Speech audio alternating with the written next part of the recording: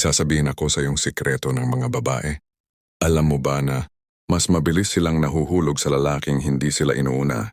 Hindi yung lalaking palaging nakaabang. Hindi yung laging nandyan pag kailangan niya. Hindi yung nag-a-adjust ng buong buhay niya para lang sa isang tao. Kundi yung lalaking may sariling mundo, may sariling plano sa buhay, may sariling direksyon. At hindi umiikot ang buhay sa atensyon ng isang babae. At minsan kahit ayaw mong aminin, mas nahuhulog ang babae sa lalaking hindi niya agad makuha. Bago tayo magsimula, comment ka na kung taga saan ka. Para naman mabati kita sa susunod kong video. Sa kabilang banda, ito rin ang pinakamasakit tanggapin para sa maraming lalaki. Kasi ikaw binigay mo lahat. Pero bakit parang hindi niya napapansin? Ikaw yung available. Ikaw yung palaging nandyan. Pero bakit mas na-attract siya sa lalaking hindi ganoon ka-present? Parang kabaligtaran ng effort mo. Habang ikaw ay todo chat, todo good morning, todo paalala, siya naman ay parang mas humuhupa ang interes. At doon nagsisimula ang sakit. Bakit ganito? Hindi ba dapat mas mahal niya yung mas nagmamahal? Pero hindi. Sa totoong mundo ng emosyon, hindi dami ng effort ang sinusukat ng puso, kundi lalim ng presensya. At dito natatalo ang maraming lalaki. Sa sobrang pag-una nila sa babae, nawawala sila sa sarili. At kapag nawala ka sa sarili, nawawala rin ang dating mo. Ang totoo, hindi babae ang problema. Ang problema ay ang attachment na hindi mo napapansin. Kapag masyado mong inuna ang isang babae, hindi dahil mahal mo siya, kundi dahil natatakot kang mawala siya. Kaya ka nag-overthink. Kaya binibigay mo ang lahat kahit walang malinaw na dahilan kung may babalik ba sa'yo. At yun ang nararamdaman ng babae, hindi pagmamahal, kundi takot. Nararamdaman niya na ikaw ay takot maiwan, ikaw ay takot magkulang, ikaw ay takot na hindi mapansin, ikaw ay nanggagaling sa kawalan, hindi sa lakas, at walang babae ang na-attract sa lalaking nagpapatakbo ng buhay niya gamit ang takot. Ang tunay na nagugustuhan ng babae, yung lalaking hindi umaasa sa iba. Yung lalaking may sarili pa ring buhay kahit gusto niya ang babae. Yung hindi sumusubsob ng buong pagkatao para lang mapansin. Bakit? Dahil ang ganitong lalaki ay buo. May pagkatao siyang buo kahit walang kapalit. May landas siya kahit hindi siya mahal. At ang ganitong uri ng kalalakihan, hindi umiikot sa attachment, kundi sa sariling dangal. Ayon kay Marcus Aurelius, huwag mong ibigay ang kapangyarihan ng iyong kaluluwa sa kamay ng iba. Ibig sabihin, kapag inuuna mo ang isang babae ng higit kaysa inuuna mo ang sarili mo, ibinibigay mo ang direksyon ng buhay mo sa kanya. Wala nang mas hindi kakit-akit kaysa sa lalaking hindi kayang panghawakan ng sariling kapalaran. Ang stoic na lalaki ay hindi cold, hindi rin manhid, at hindi rin pa-hard. Ang stoic na lalaki ay marunong magmahal ng hindi nakakalimot sa sarili, marunong magbigay ng hindi nagiging alipin, marunong umintindi ng hindi nasasakal ang sariling dignidad. Ang stoic na lalaki ang hindi inuuna ang babae. Inuuna niya ang sarili niyang pagkatao. At dahil doon, mas lalo siyang nagiging kanais-nais. Bakit? Dahil may prinsipyo siyang sinusunod.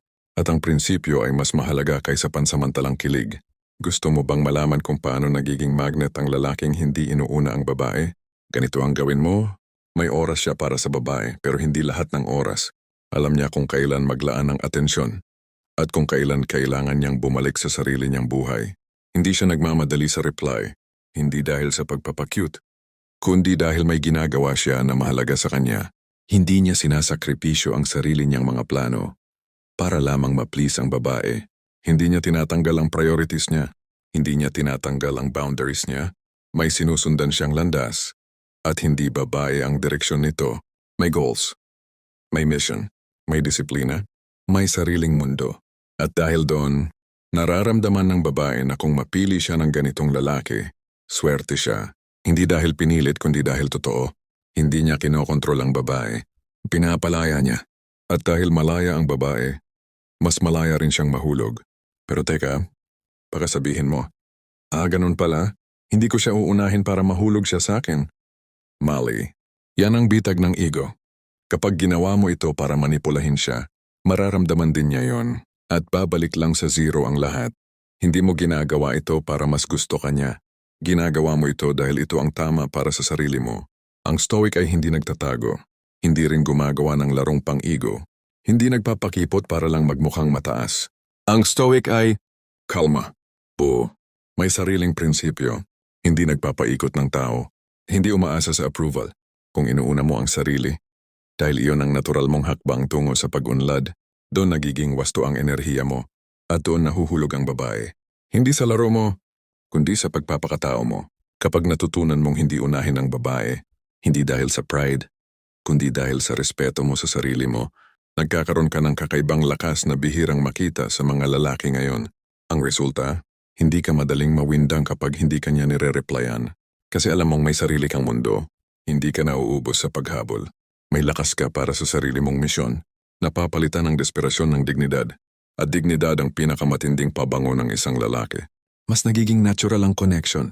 Hindi pilit, hindi sa pilitan, hindi galing sa takot, galing sa respeto. At oo, mas mabilis siyang mahuhulog. Hindi dahil hindi mo siya mahal, kundi dahil hindi mo ginagawa siyang sentro ng buhay mo. At kapag hindi mo siya inuuna, mas lalo kanyang gustong unahin. May isang lihim na hindi laging sinasabi ng mga babae, pero nakikita mo sa paraan ng kilos nila.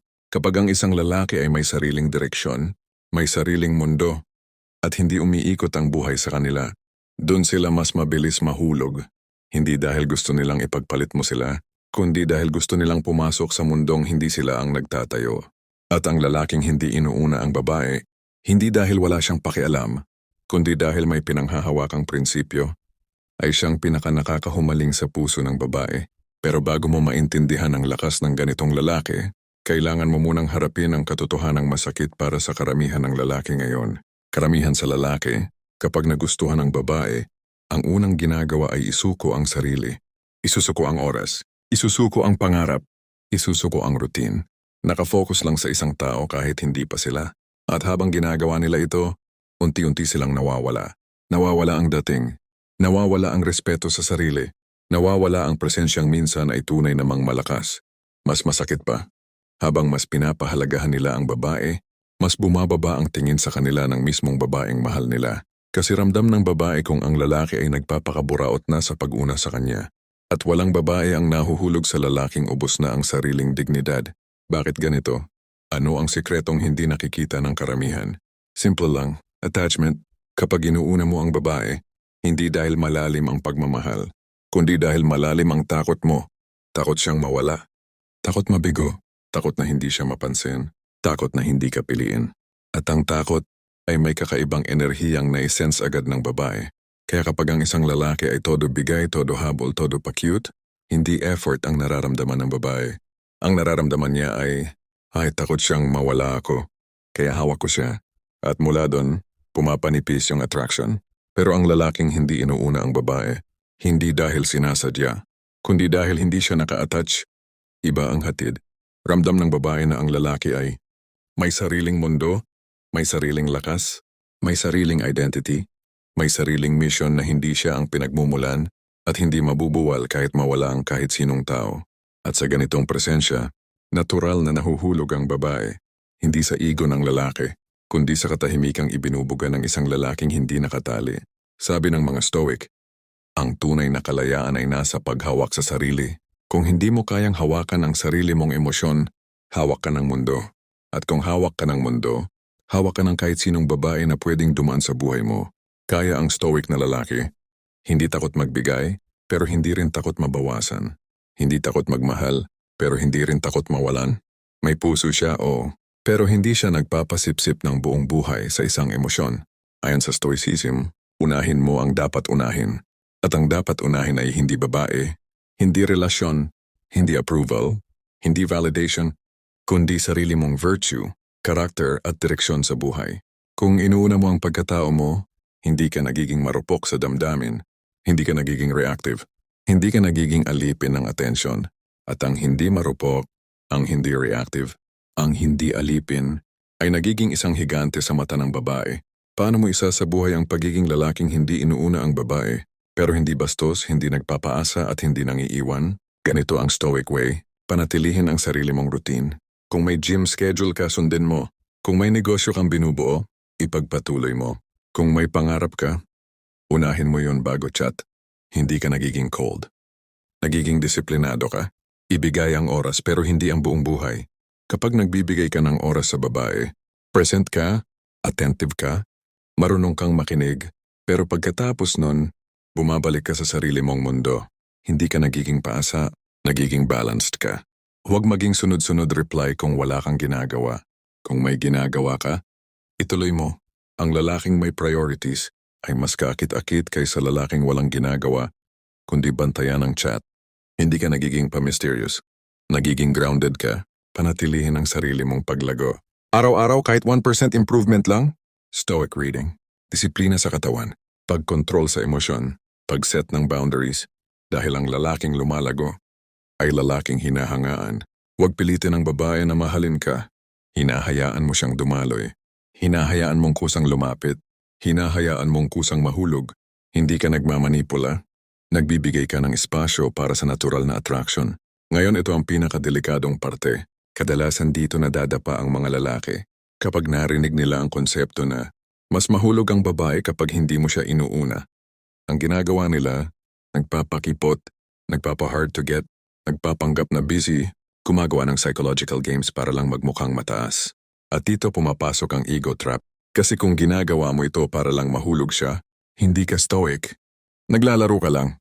Dahil ang babae ramdam nila kung nilalaro lang sila ng lalaki. Ramdam nila kung may pakanakang iba. Ang hindi pag-una sa babae ay hindi laro. Hindi technique. Hindi seduction style. Ito ay disiplina sa sarili. Ito ay pagpili sa prinsipyo kaysa emosyon. Ito ay pagiging buo kahit walang kapalit. Kapag totoo ang lakas mo, hindi mo kailangang magpanggap. Hindi mo kailangang magkalkula ng galaw. Hindi mo kailangang gumawa ng script. Ang tunay na hindi inuuna ang babae ay yung lalaking inuuna ang purpose kaysa validation. Kapag naabot mo ang ganitong antas ng sarili, nagbabago ang buong enerhiya mo. At ito ang napapansin ng babae. Kalma ka. Wala kang panic. Hindi ka reactive. Hindi ka nagme-message ng sunod-sunod.